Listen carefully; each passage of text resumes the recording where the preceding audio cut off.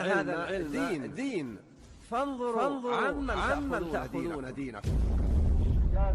Gerakan-gerakan Wahabi inilah kemudian yang melahirkan berbagai gerakan-gerakan brutal atas nama agama Islam. Dengan ilmu pengetahuan, politik Islam kemudian berjaya sejaya-jayanya. Lalu di mana berubahnya? Berubahnya politik Islam itu ketika pemahaman-pemahaman ini dipelintir paksa demi kebangkitan politik keluarga Ibnu Saud di Saudi Arabia. Berubahnya di situ. Yang kemudian kita kenal dengan ajaran-ajaran Salafi Wahabi hari ini. Islam kemudian identik dengan berbagai kekerasan. Dan kemudian berbagai fikih-fikih dibuat untuk supaya mendukung kekuatan politik keluarga Ibnu Saud. Ajaran-ajaran dari Ibnu Taimiyah dalam kitab Majmu' al-Fatawa dengan konsep al-wala' wal-bara' kemudian dimodifikasi sedemikian rupa oleh Muhammad bin Abdul Wahab untuk dilaksanakan di Saudi demi konsumsi politiknya keluarga Ibnu Saud. Ini kan memang menjadi perdebatan kemudian. Apakah al-wala' wal-bara'nya versinya Ibnu Taimiyah dan al-wala' wal-bara'nya versi dari Muhammad bin Abdul Wahab ini berbeda? Saya pastikan berbeda. Ibnu Taimiyah menulis Majmu' al-Fatawa untuk membangkitkan gerakan politik Islam di abad pertengahan setelah terpuruknya Bani Abbasiyah karena diserbu oleh bangsa Mongol. Dan Ibnu Taimiyah hidup pada masa perang salib, perang antara orang Eropa dan orang Timur Tengah untuk merebut Yerusalem, Baitul Maqdis. Disitulah kemudian Ibnu Taimiyah membuat rumusan al-wala' wal-bara', membangun monoloyalitas dan membangun permusuhan dengan orang yang berbeda keimanan. Ini ditulis oleh Ibnu Taimiyah dalam Majmu' al-Fatawa. Tapi yang menjadi masalah kemudian adalah ketika Muhammad bin Abdul Wahab membuat rumusan ini untuk diterapkan di Saudi Arabia, di mana semua orang Saudi Arabia ketika itu satu keimanan. Lalu kemudian dirubah oleh Ibnu Taimiyah bahwa meskipun dalam satu keimanan kita harus bermusuhan, meskipun dalam perbedaan orientasi politik. Dimodifikasi sedikit oleh Muhammad bin Abdul Wahab. Konsep al-wala' wal-bara' yang pada masa Ibnu Taimiyah permusuhan itu diwujudkan dalam perbedaan keimanan oleh Muhammad bin Abdul Wahab. Permusuhan itu juga harus dibangun meskipun dalam satu keimanan tapi berbeda orientasi politik. Mengapa dimodifikasi sedemikian rupa? Karena musuhnya keluarga Ibnu Saud itu adalah seorang zuriyah Nabi bernama keluarga Ibnu Rashidin. Repot memecah belahnya. Sehingga kemudian meskipun sama-sama Islam tapi beda dukungan politik, maka kita juga harus bermusuhan. Konsep al-wala' wal-bara' itu melencengnya di sini. Itulah mengapa kemudian gerakan-gerakan Wahabisme internasional ini kemudian tidak peduli meskipun sesama orang Islam tapi orientasi politiknya berbeda, maka juga harus dikafir-kafirkan. Harus dimusuhi, harus dimusnahkan, harus dibinasakan. Apalagi orang yang berbeda keimanan. Gerakan-gerakan Wahabi inilah kemudian yang melahirkan berbagai gerakan-gerakan brutal atas nama agama Islam. Perang di Arab Saudi antara keluarga Ibnu Saud dan keluarga Ibnu Rashidin membunuh 13.000 orang Islam di Arab Saudi. Tadinya sama, makanya ulama-ulama kita termasuk Mbah Khalil, Mbah Hashim Asy'ari dan juga kakek saya ketika mondok di Mekah itu masih aman-aman saja. Ketika munculnya Muhammad bin Abdul Wahab dari Najd pada tahun 1937, di sini keluar masalah. Muncullah ajaran-ajaran Wahabi yang memelintir ajaran-ajaran Majmu' al-Fatawanya Ibnu Taimiyah. Sehingga apa? Mereka mengharamkan maulidan, mereka mengharamkan ziarah kubur, mereka mengharamkan tahlilan, mereka mengharamkan haul, mengharamkan musik, dan berbagai ajaran-ajaran yang kita dengar hari ini dari kelompok-kelompok Salafi Wahabi. Bismillah walhamdulillah. Wassalatu wassalamu ala Rasulillah wa ala alihi wa ashabihi wa man tabi'ahum bi ihsanin ila yaumil wa ba'd. Itulah zaman rahmatullah subhanahu wa ta'ala, kutipan dari video hasutan-hasutan kebencian yang disampaikan oleh Islah. Saya tidak tahu nama panjangnya, Islah saja ya. Tapi zaman rahmatullah, di sini banyak sekali kerancuan, fitnah, tuduhan keji yang dia sampaikan. Dan setahu kita zaman rahmatullah, tidak ada yang sering menyampaikan hasutan-hasutan, kebencian-kebencian terhadap umat Islam yang lainnya kecuali dari orang-orang kafir atau orang-orang munafik atau orang-orang Syiah itu sendiri yang mengklaim diri mereka adalah orang-orang yang senantiasa mengadakan perbaikan. Dan memang zaman rahmatullah, kalau antum melihat orang-orang Syiah ini memang sangat gencar untuk menyudutkan negara-negara Islam, di antaranya adalah negara Arab Saudi, dengan tuduhan pemahaman Wahabiyah, ekstremisme, radikalisme yang ada di Saudi Arabia. Pelintir-pelintir ke sana kemari zaman rahmatullah. Dan zaman rahmatullah, Syiah dengan PKI ini mirip 11-12. Bagaimana mereka membangun opini sesat, opini kebohongan dan kedustaan untuk menggiring logika orang ketika memberikan stigma terhadap negara Arab Saudi. Oh, ternyata negara Arab Saudi begini-begini. Itulah liciknya orang-orang Yahudi atau orang-orang PKI tempo dahulu ketika mereka melancarkan serangan-serangannya yang berupa penyebaran-penyebaran berita-berita dusta dan kebohongan yang kemudian mereka ingin merusak citra Islam itu sendiri. Aneh dan bingung zaman rahmatullah, mengapa harus negara Arab Saudi sering diserang dengan pemahaman Wahabiyahnya menurut mereka? Padahal Islam ini muncul dari mana? Dari Arab Saudi. Kenapa kita tidak pernah mendengar kerusakan negeri-negeri Iran, kerusakan negeri Persia, kerusakan orang-orang kafir, memberi dampak kerusakan moral terhadap generasi orang Islam? Kenapa mereka tidak, orang-orang seperti Islam ini tidak pernah membuat sebuah statement berkaitan dengan orang-orang kafir, orang munafik, orang Yahudi, orang Nasara, orang Syiah, statement-statement buruk. Justru si Islam ini tidak lain dan tidak bukan zaman rahmatullah selalu menyerang orang Islam yang di luar daripada kelompoknya. Saya tidak tahu apakah dia memang kelompok salah satu ormas yang sering terkenal dengan suka membuarkan kajian, yang suka melakukan hal-hal yang aneh dan sebagainya. Kita tidak tahu zaman rahmatullah subhanahu wa ta'ala. Yang jelasnya zaman rahmatullah, Allah subhanahu wa ta'ala menyampaikan kepada kita, di antara manusia yang sangat gencar untuk memunculkan kebencian, permusuhan terhadap Islam itu sendiri adalah orang kafir. Allah Subhanahu wa taala mengatakan, qad badatil baghdha'u min afwahim.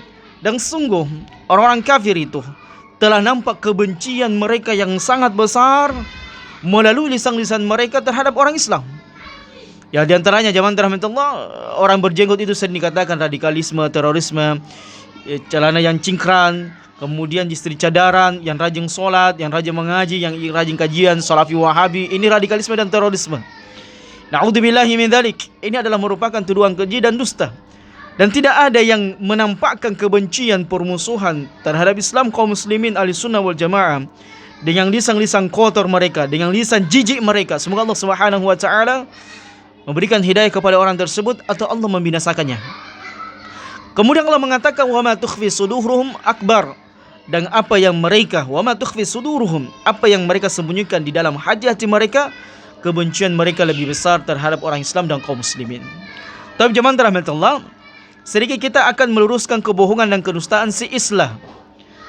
Dia mengatakan bahwasanya Salafi Wahabi ini tiada lain dan tidak bukan adalah gerakan murni, gerakan politik. Maka ini zaman rahmatullah adalah merupakan kebohongan, kedustaan, kepalsuan dan statement yang tentunya membabi buta terhadap negeri Arab Saudi dan Syekh Muhammad Ibnu Abdul Wahhab itu sendiri. Ini ngaco zaman rahmatullah. Kalau kita ingin melihat orang-orang yang mengatakan bahwasanya gerakan dakwah Salafiyah Wahabiyah ini gerakan politik, hanya segelintir orang yang mengatakan demikian. Bahkan sampai detik ini kita baru hanya mendengar dari satu pernyataan si Islah ini, pendusta ini, kadzab ini. Hanya kita mendengar barusan dari videonya, dia mengatakan bahwasanya gerakan dakwah Salafiyah Wahabiyah ini adalah gerakan murni politik. Na'udzubillahi min dzalik. Tidak ada satupun ahli sejarah yang kemudian mengatakan bahwasanya dakwah salafiyah, dakwah Syekh Muhammad Ibn Abdul Wahhab itu adalah merupakan gerakan dakwah politik. Tidak ada zaman rahmatullah. Ini adalah merupakan kebusukan dan kedustaan dari si Islam. Islam siapa? Saya tidak tahu. Terhadap negeri Arab Saudi, negeri yang dicintai oleh Allah Subhanahu wa taala, negeri yang penuh dengan kemakmuran, negeri yang penuh dengan keberkahan. Padanya ada Makkah Al-Mukarramah, padanya ada Ka'bah Al-Musyarrafah, padanya ada Masjid Nabi SAW. Ini adalah merupakan zaman rahmatullah tidak lain dan bukan adalah bentuk kebencian dari orang-orang kafir dan munafik yang seperti ini. Tidak ada orang Islam seperti ini zaman rahmatullah yang terus ngetol, yang terus menerus menyerang negeri Arab Saudi, menyerang Ahlussunnah wal Jamaah dengan menuduh orang-orang yang berada di atas Ahlussunnah wal Jamaah ini sebagai gerakan salafiyah wahabiyah. Na'udzubillahi min dzalik, yang kemudian dilabelkan terakhir adalah gerakan politik. Ini merupakan kedustaan zaman rahmatullah. Maka tidak ada satupun di dalam kitab sejarah yang dituliskan oleh para ulama bahwasanya apa yang dilakukan oleh Syekh Muhammad Ibn Abdul Wahhab ketika terjadi penyimpangan kesyirikan, penyimpangan amalan bid'ah, khurafat, amalan-amalan kemaksiatan, itu kemudian rananya adalah untuk politik. A'udzubillahi min dzalik zaman rahmatullah. Kalau kita antum membaca kitabnya Syekh Muhammad Ibn Abdul Wahhab, maka antum mendapatkan bahwasanya dakwah beliau tidak lain dan tidak bukan adalah memurnikan kembali agama Allah Subhanahu wa taala yang telah banyak dirusak oleh orang-orang ahlul kubur, ahlul bid'ah, ahlul maksiat yang tidak senang dengan sunnah Nabi sallallahu alaihi wasallam. Kemudian juga zaman rahmatullah.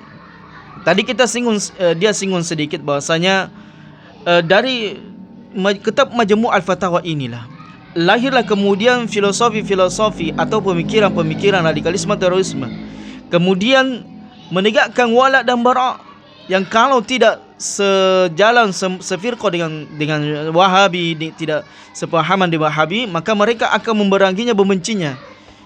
Sekali lagi zaman rahmatullah, ini adalah merupakan buhtanun azim, kedustaan yang sangat besar, kebohongan yang sangat besar yang lahir daripada wallahu alam apakah orang-orang yang memiliki visi misi memang untuk menghancurkan kaum muslimin. Untuk apa? Mengubah stigma masyarakat tentang pemikiran negeri Arab Saudi yang tadinya mereka adalah orang-orang yang mengagungkan negeri Arab Saudi dengan pernyataan seperti ini ingin membenci kaum muslimin. Sekali lagi zaman rahmatullah bahwasanya provokator seperti ini memang sangat berbahaya. Oleh karenanya Nabi SAW telah menyebutkan la yadkhulul jannah an-namam, orang yang suka mengadu domba, memprovokasi masyarakat, memprovokasi umat kaum muslimin agar mereka saling membenci, itu tidak akan pernah mencoba syurga. Tapi zaman rahmatullah, apa artinya wala dan bara? Ini orang ngawur dari tadi berbicara tentang wala dan bara, tapi tidak menjelaskan apa itu wala dan bara. Ketahuilah zaman rahmatullah, wala dan bara ini adalah merupakan tali Allah Subhanahu wa taala yang kuat. Ketika seseorang beriman tidak ada wala dan bara'nya, tidak sempurna keimanannya kepada Allah Subhanahu wa taala. Bahkan Nabi sallallahu alaihi wasallam telah menyebutkan, "Autsaqu aral iman al-hubbu fillah wal bughdu fillah." Bahwasanya tali Allah Subhanahu wa taala yang kuat yang Allah tancapkan dalam diri seorang orang beriman adalah ketika mereka cinta karena Allah dan benci karena Allah. Inilah wala dan bara'. Tadi dijelaskan wala dan bara' itu rananya adalah politik. Ini keliru zaman rahmatullah. Kalau berbeda dengan politik kita, maka kita akan bara'. Kalau kita sesama dengan politik, kita akan wala. Ini kan ngacau, ngibul, ngarangan bebas. Bagaimana mungkin wala dan bara' itu dialihkan kepada perpolitikan? Sementara Islam itu sendiri ya bukan rananya berbagai macam politik-politik busuk yang selama ini kita ketahui. Tapi walaupun politik dalam Islam itu ada, akan tetapi wala dan bara dibawa ke ranah politik, ini keliru dan salah zaman rahmatullah. Sehingga berbeda politik, sehingga berbeda partai kemudian saling bermusuhan. Ini kan keliru. Sehingga dia kemudian mengatakan yang tadinya Syekhul Islam Ibn Taimiyah membawa pemahaman wala dan bara yang kemudian diadopsi oleh Syekh Muhammad Ibn Abdul Wahhab untuk melegalkan, meluruskan, melanggengkan perpolitikan Raja Saud pada saat itu, sehingga wala dan bara mereka terbangun di atas kepentingan Raja Saud. Ini kekeliruan zaman rahmatullah, kesalahan fatal. Maka si Islam ini tidak membaca kitabnya Syekh Muhammad Ibn Abdul Wahhab kemudian lantang menyebutkan demikian. Ini kan kedustaan yang sangat besar zaman rahmatullah. Wala dan bara yang dibangun di atas agama ini adalah cinta dan benci karena Allah Subhanahu wa taala. Wala kalau kita terjemahkan secara ringkas adalah kecintaan, ketundukan, keagungan, mengikuti sesuatu karena Allah Subhanahu wa taala. Itu adalah wala. Jadi bagaimana mungkin kita membenci orang Islam? Bagaimana mungkin kita membenci orang-orang mengucapkan syahadatu an la ilaha illallah wa anna Muhammadar Rasulullah? Tayyib. Ketika ada orang muslim melakukan kesyirikan, maka yang kita benci adalah amalannya. Begitu pula ketika ada orang yang melakukan amalan bid'ahnya, maka kita benci amalan bid'ahnya. Kerusakan, kebusukan. Bahkan kalau tingkat yang paling tinggi sudah merusak kaum muslimin, ya sudah kita melihat bahwasanya ini adalah merupakan kesesatan yang nyata, maka kita tahdzir orang tersebut sesuai dengan kapasitasnya. Dan ketahuilah zaman rahmatullah, Syekhul Islam Ibnu Taimiyah rahimahullah, ada kisahnya beliau. Tak kala beliau ini sering difitnah, dicaci, dimaki oleh sebagian orang-orang yang tidak sependapat dengan beliau. Artinya orang-orang yang menyimpan daripada ajaran agama ini, yang membenci beliau. Hingga kemudian Syekhul Islam Ibnu Taimiyah rahimahullah ini dipenjara. Ya, pada saat itu khalifah pada saat itu membela orang-orang yang melakukan amalan-amalan bid'ah. Sehingga zaman rahmatullah, apa yang terjadi? Suatu ketika musuh Syekhul Islam Ibnu Taimiyah rahimahullah ini meninggal. Maka datang Ibnu Qayyim rahimahullah menyampaikan di penjara bahwasanya musuhnya ini telah meninggal. Yang kalau Ibnu Qayyim mengatakan seharusnya Syekhul Islam Ibnu Taimiyah rahimahullah ini berbahagia dengan kematian musuhnya. Tetapi apa yang dikatakan, apa yang dilakukan oleh Syekhul Islam Ibnu Taimiyah rahimahullah, kemudian Syekhul Islam Ibnu Taimiyah rahimahullah memarahi muridnya Ibnu Qayyim agar dia tidak bahagia dengan kematian musuhnya. Bahkan zaman rahmatullah, Syekhul Islam Ibnu Taimiyah rahimahullah kemudian mendatangi orang yang selama ini melakukan kebusukan terhadap Syekhul Islam Ibnu Taimiyah rahimahullah.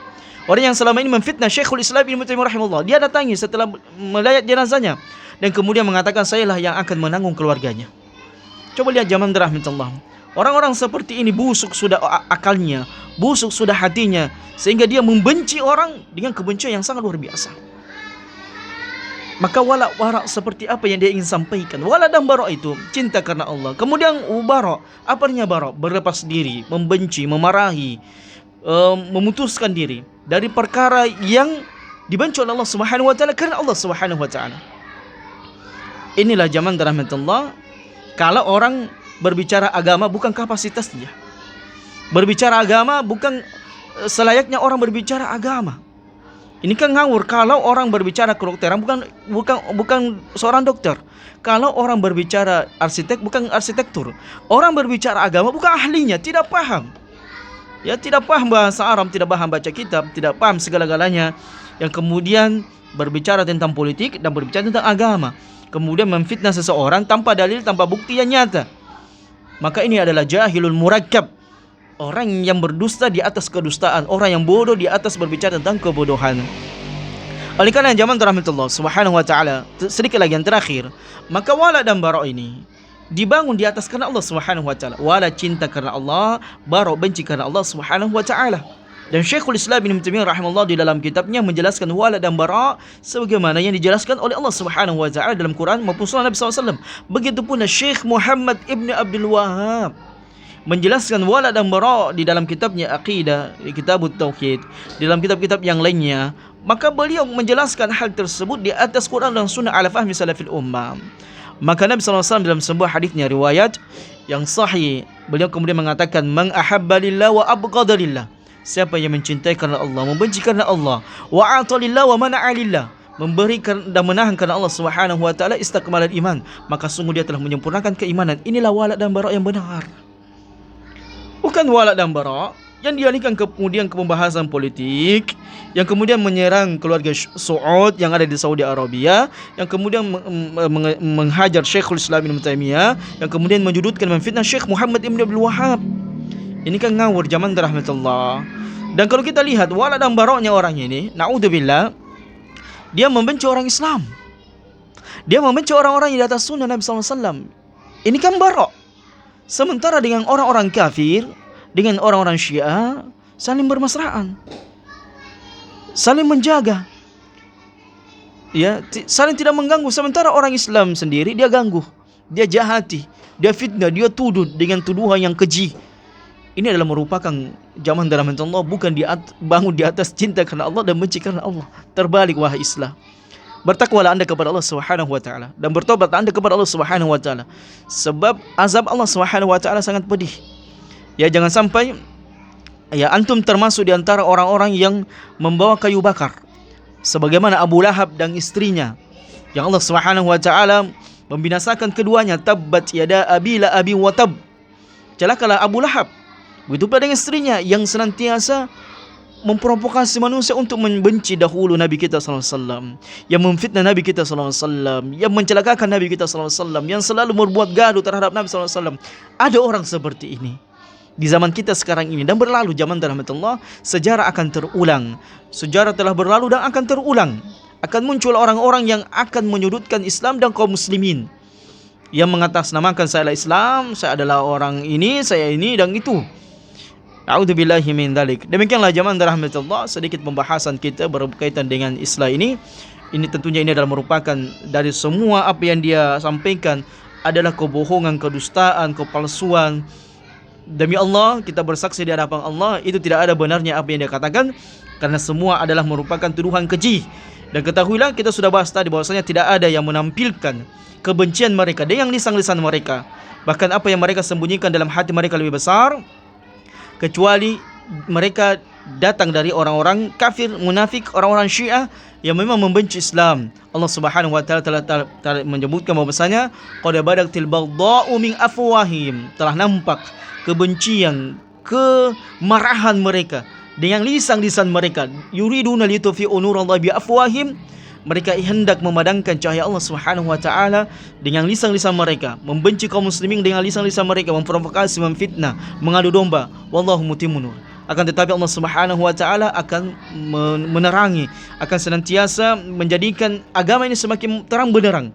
Akan semakin banyak orang yang akan masuk ke dalam dakwah salaf ini, yang ketika hati mereka murni, hati mereka ikhlas, hati mereka di atas fitrah, insyaallah mereka akan mencintai agama ini. Karena agama ini, dakwah ini adalah agama mengajak kepada tauhid, mengajak kepada sunnah Nabi sallallahu alaihi wasallam, mengajak kepada ketaatan, bukan mengajak kepada kesyirikan, bukan mengajak kepada amalan-amalan bid'ah atau bermaksiat kepada Allah Subhanahu wa taala. Dan nampak dan jelas bagi kita semuanya mana yang harus kita ikuti zaman rahmatullah Subhanahu wa taala. Hadza wallahu alam bisawab.